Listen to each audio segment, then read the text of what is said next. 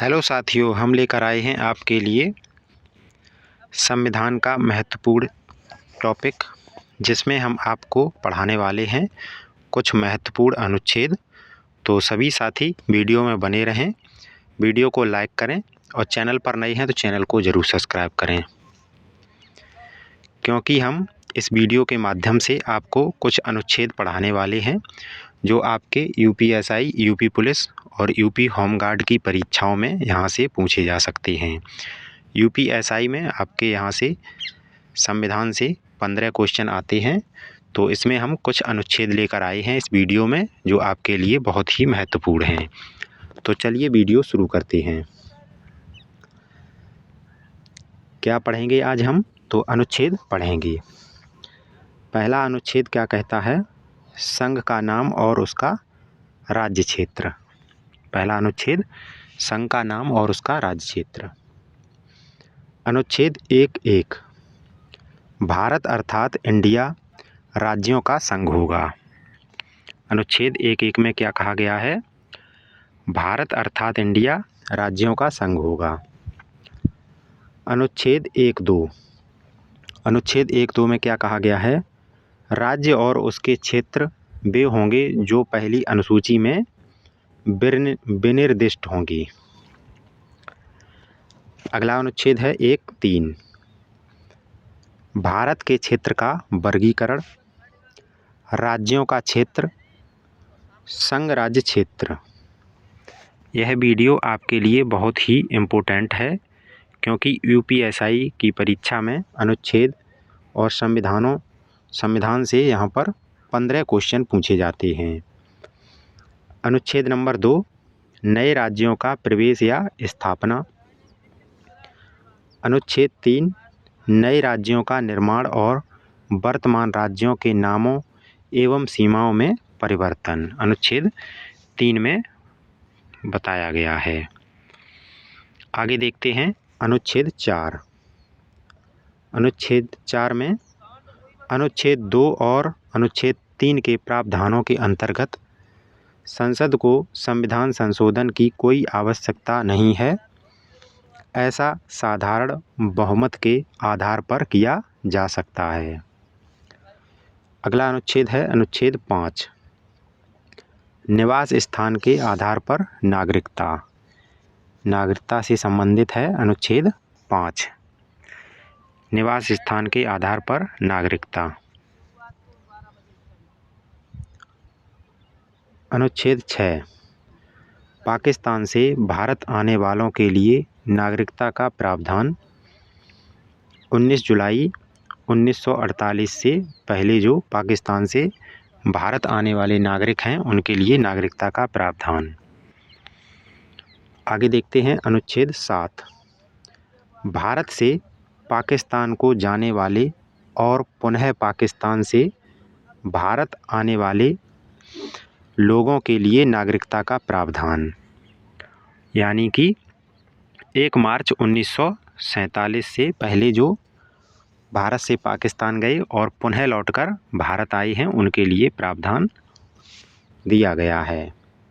अनुच्छेद 8 में भारत से बाहर निवास करने वाले भारतीयों के लिए नागरिकता का प्रावधान दिया गया है। अनुच्छेद 9, किसी अन्य देश की नागरिकता ग्रहण करने पर भारतीय नागरिकता की समाप्ति।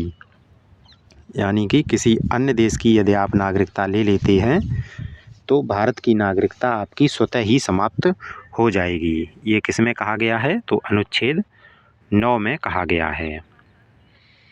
आगे देखते हैं अनुच्छेद 10, संसद द्वारा निर्मित विधि के आधार पर ही किसी भी नागरिकता की समाप्ति एवं उसका अर्जन किया जा सकता है।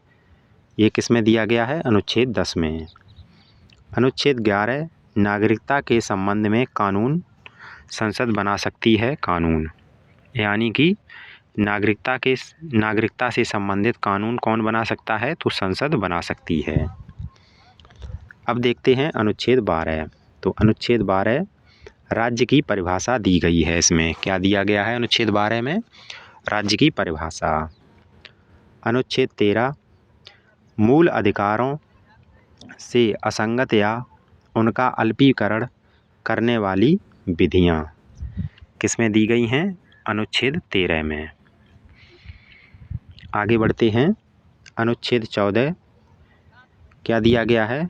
विधि के समक्ष समता और विधियों का समान संरक्षण किसमें दिया गया है? अनुच्छेद 14 में।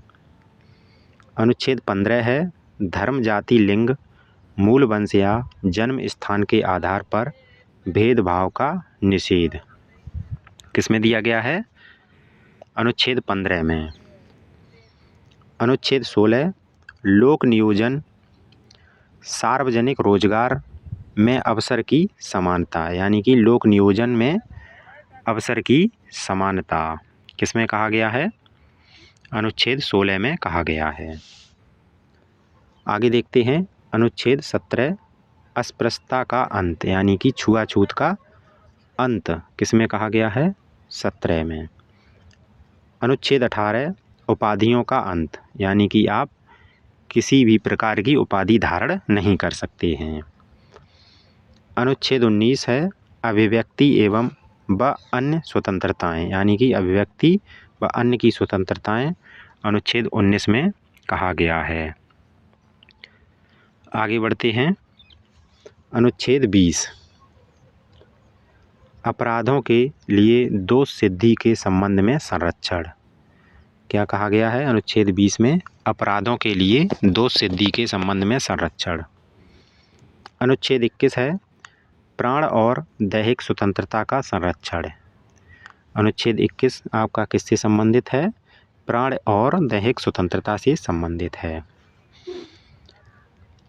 अनुच्छेद 21A शिक्षा का अधिकार क्या है ये? अनुच्छेद 21A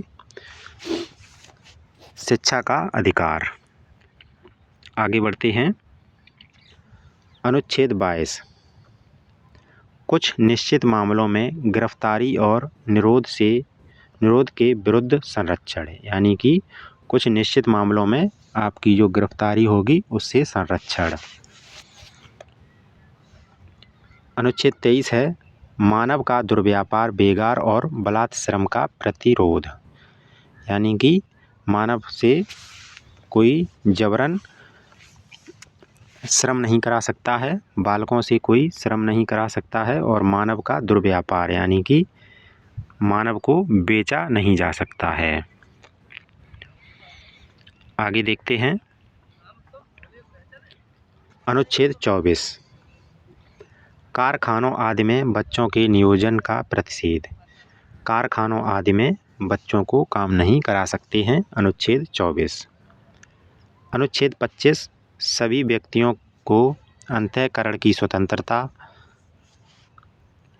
और धर्म को अबाध रूप से मानने, आचरण करने और प्रचार करने का अधिकार प्रदान करता है। तो अनुच्छेद 25 है किसी भी धर्म को आप मान सकते हैं, उसका अनुसरण कर सकते हैं और उसका प्रचार प्रसार कर सकते हैं। आगे देखते हैं। अनुच्छेद 26 धार्मिक कार्यों के प्रबंधन की स्वतंत्रता, आप धार्मिक कार्य कर सकते हैं। अनुच्छेद 27 क्या है? किसी भी धर्म की अभिवृद्धि के लिए कर नहीं देने की स्वतंत्रता। अनुच्छेद 27 है किसी भी धर्म की अभिवृद्धि के लिए कर नहीं देने की स्वतंत्रता। अनुच्छेद 27।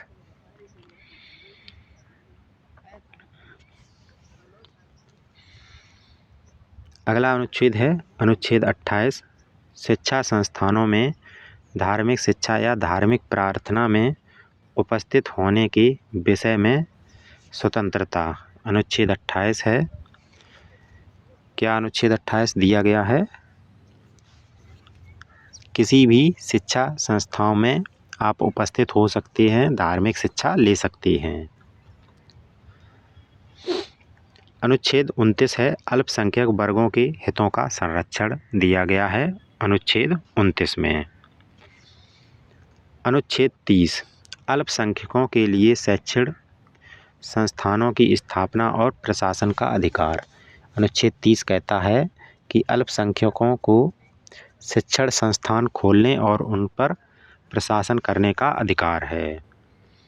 अनुच्छेद 32 है संवैधानिक उपचारों का अधिकार है, यानी कि आपके कोई भी मौलिक अधिकारों का हनन होता है तो अनुच्छेद 32 के तहत आप सुप्रीम कोर्ट जा सकते हैं। अगला अनुच्छेद है 33 सशस्त्र बल और मूल अधिकार। अनुच्छेद 34 है मार्शल लॉ सैन्य विधि एवं मूल अधिकार। अनुच्छेद 35 में दिया गया है संसद की विधि बनाने की शक्ति। तो अनुच्छेद 35 में संसद जो है मौलिक अधिकारों पर विधि या कानून बना सकती है। तो यहाँ पर हम आपके लिए अनुच्छेद से संबंधित एक छोटी सी वीडियो लेकर आए थे।